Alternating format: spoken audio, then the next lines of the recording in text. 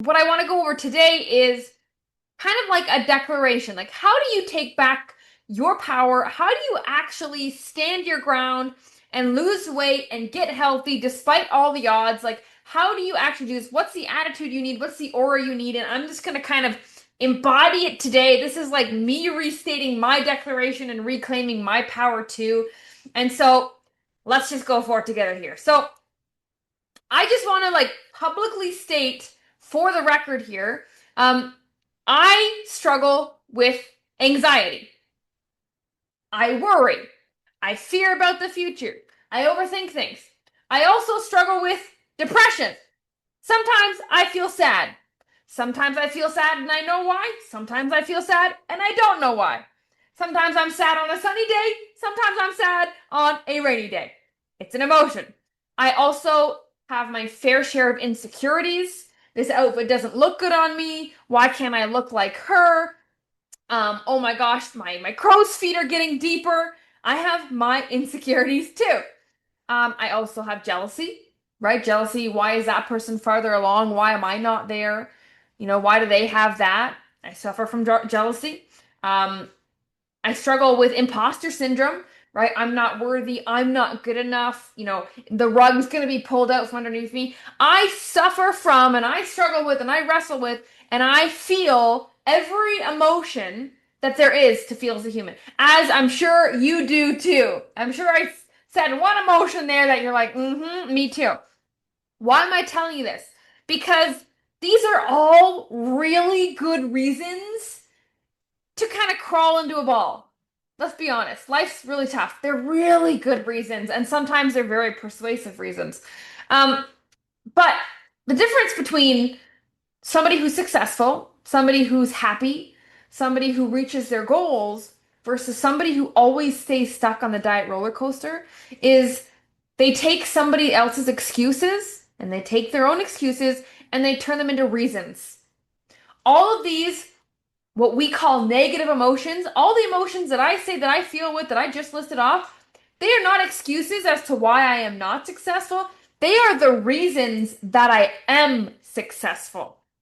All these negative emotions, they're only negative because we said they're negative, right? The only reason we know what sadness feels like is because we've experienced joy and happiness. How would you explain being cold? Well, cold is the absence of heat. Cold is not a real thing. Cold doesn't exist. We only know what cold is because we felt warmth.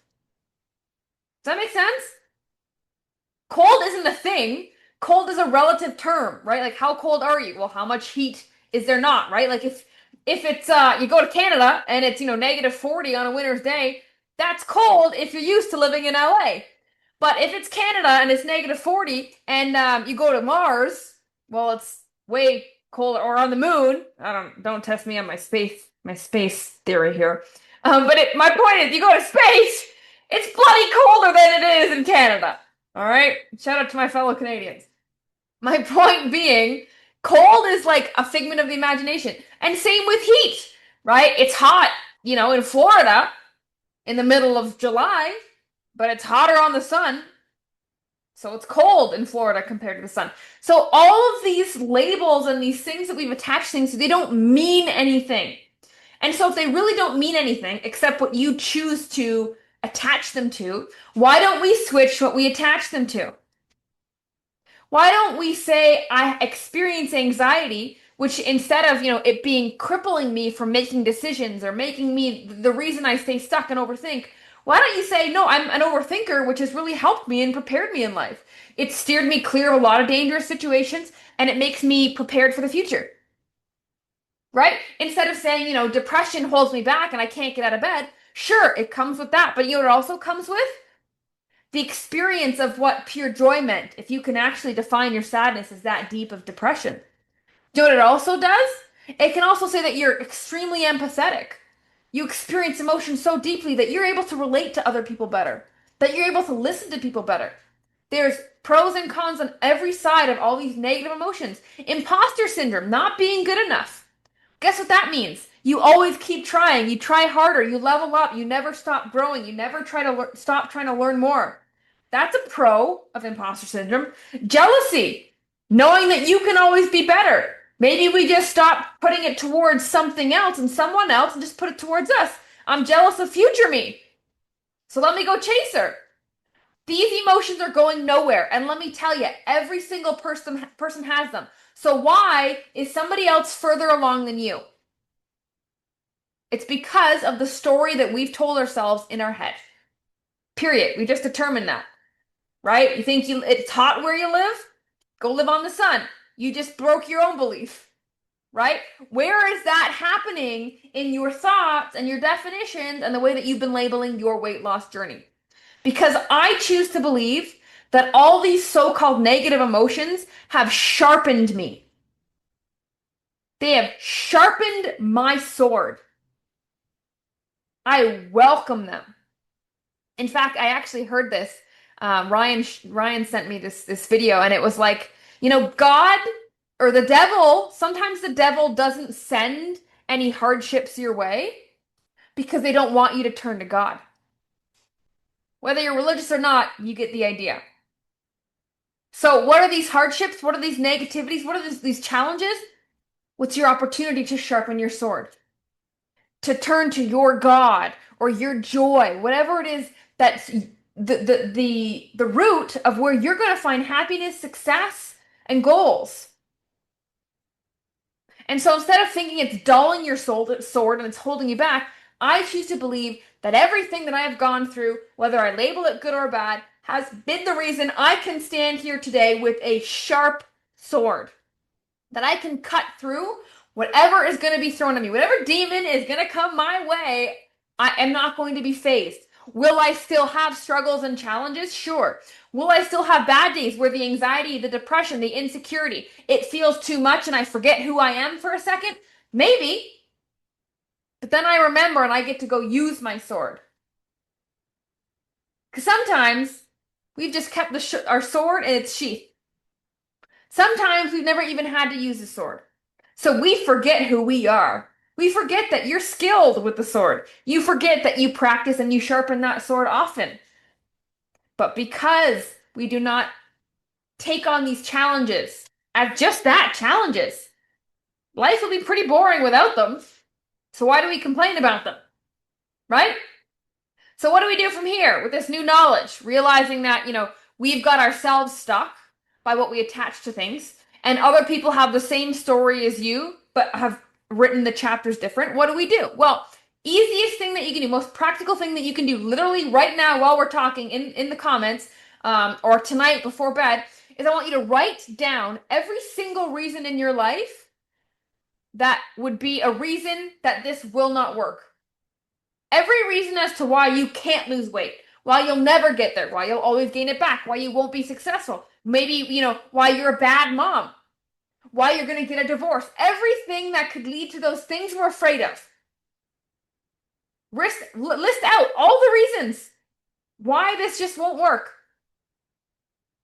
And then what you're going to do, write them out, and then you're going to change the sentence so those reasons as to why it won't work become reasons as to why it is. So example, I want to lose weight, but I'm in menopause. Okay, valid. Now rewrite it. I want to lose weight and I'm in menopause. That's a 3-letter word change. 3 letters, no effort. From a but to an and.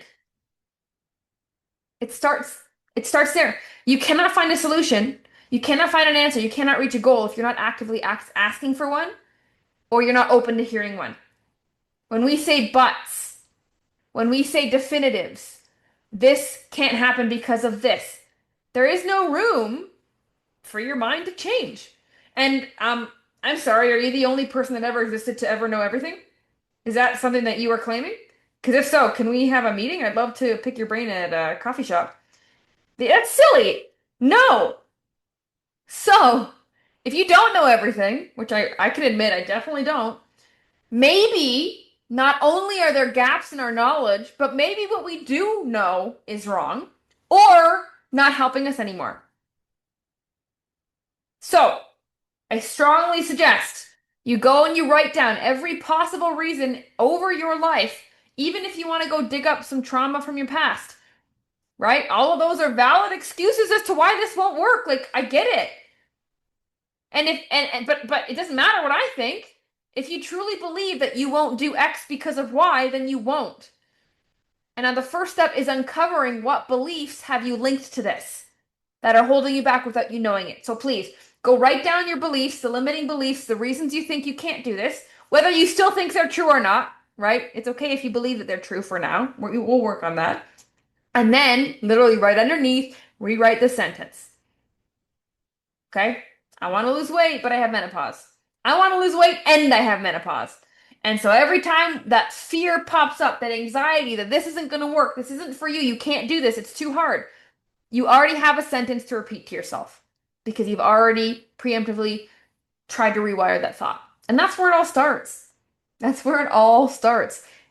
You know, the saying perception is reality is true. You know?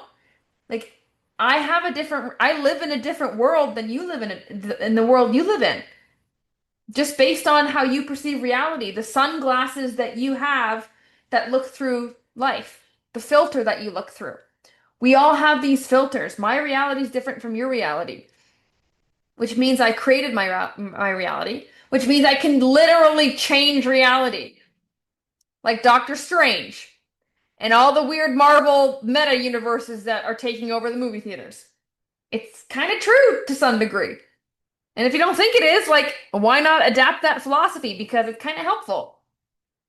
Because I choose to attach myself to things that maybe they don't make sense to you, but they're helpful if they were true. You know? If that was true, that'd be pretty cool. And so maybe I'll believe it's true or try to believe it's true because that was going to just help me more, make it easier, make it more simple, make it more enjoyable, whatever aspect you want to go, whatever road you want to go. So that's what I wanted to touch on today. Get out of your own way. First, see what's in your way, and then rewrite it so it can stop blocking you. Thank you for tuning in to today's episode. If you got any value at all, I'd love it if you left a 5-star review to help more women find this podcast and get the support that they need. And if you're looking to speed up your weight loss and take your transformation to the next level, then head on over to Trimera.com. Trimmera.com. I'll catch you on the next episode, and welcome to your Trim Era.